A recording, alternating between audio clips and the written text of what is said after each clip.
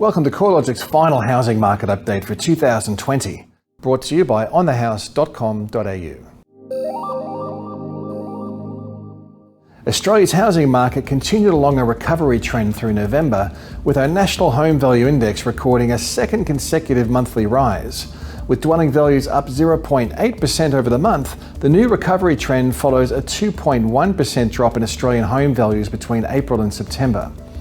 At this rate of appreciation, we're likely to see CoreLogic's National Home Value Index surpass pre-COVID levels in early 2021.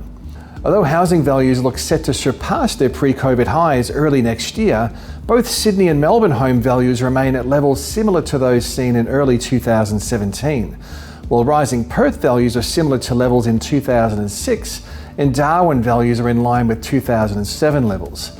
At the other end of the spectrum, housing values moved to new record highs in Brisbane, in Adelaide, Hobart and Canberra through November. House and unit values have diverged over recent months. House values have driven gains in the combined capitals index over the past 3 months, rising 1.1%, while the rate of decline has eased. Capital city unit values fell by 0.6% over the same period. This trend towards stronger conditions in detached housing markets is evident across most of the capital cities.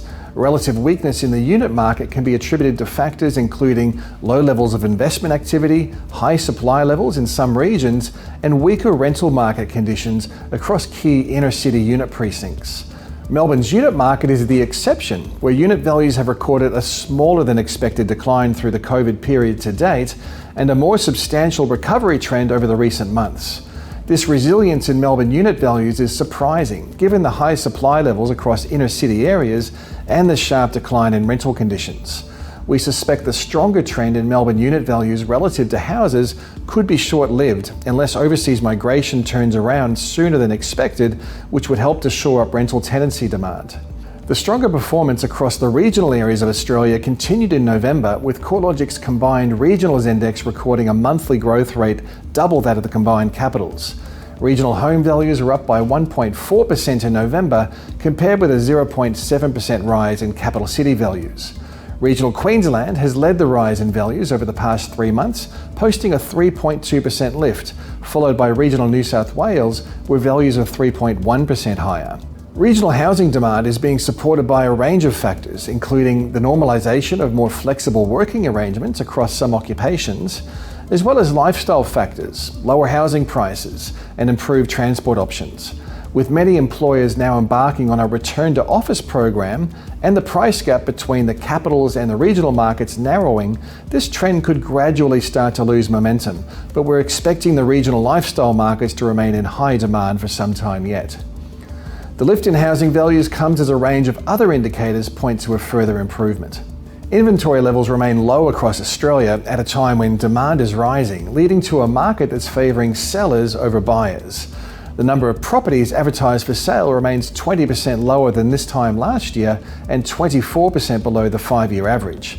Total listing numbers are low despite a sharp rise in fresh stock being added to the market. The spring period saw a 42% rise in the number of new listings added to the marketplace nationally, while the total number of listings dipped by 0.6%. This reflects a strong rate of absorption as prospective buyers continue to outnumber newly advertised supply additions. The number of settled sales has held reasonably firm since July, with rising sales activity outside of Victoria offsetting the sharp drop in Victorian home sales caused by the recent lockdown period. Nationally, CoreLogic's settled sales estimates over the past 3 months were about 1% higher than the same period last year. This is partially due to the stronger demand across regional areas where buyer activity has seen a more significant lift than their capital city counterparts.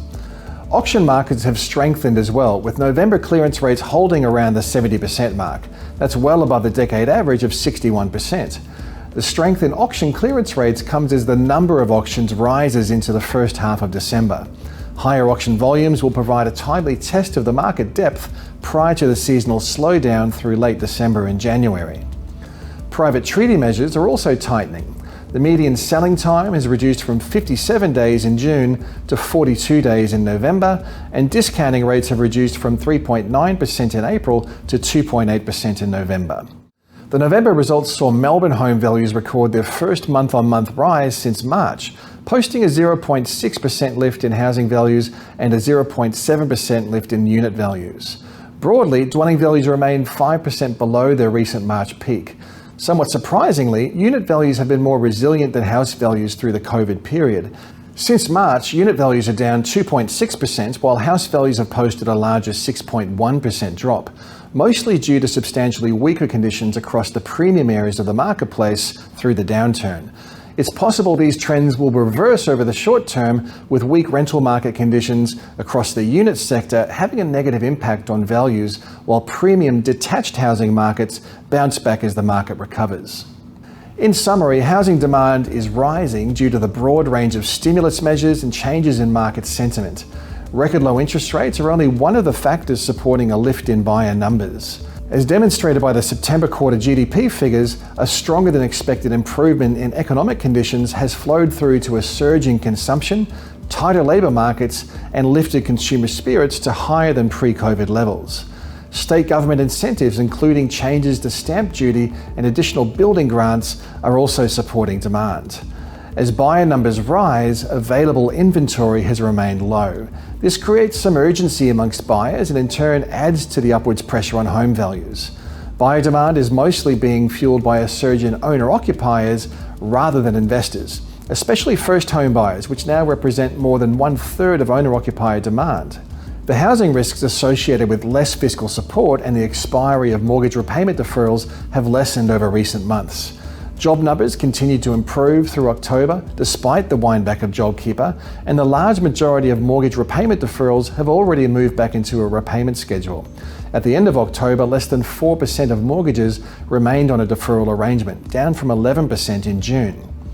Although the recovery trend is being led by owner-occupiers, with prospects for capital gains becoming firmer and more rental dwellings showing the potential for positive cash flow, it's likely investor numbers will become more substantial in 2021.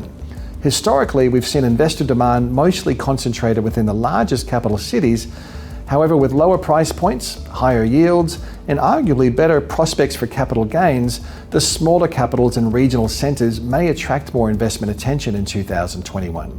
Focusing on one of the riskier sectors of the market, inner-city apartment precincts of Melbourne and Sydney remain exposed to weak rental demand and high supply. Although the pipeline of high-rise apartment projects has reduced sharply, it will be some time before the large number of projects under construction work their way through to completion. With rents and occupancy rates falling, the outlook for this sector remains weak. As 2020 comes to an end, I'd like to take this opportunity to wish you all the best for the festive season and good fortune for the new year. Let's hope 2021 is a little less interesting than 2020.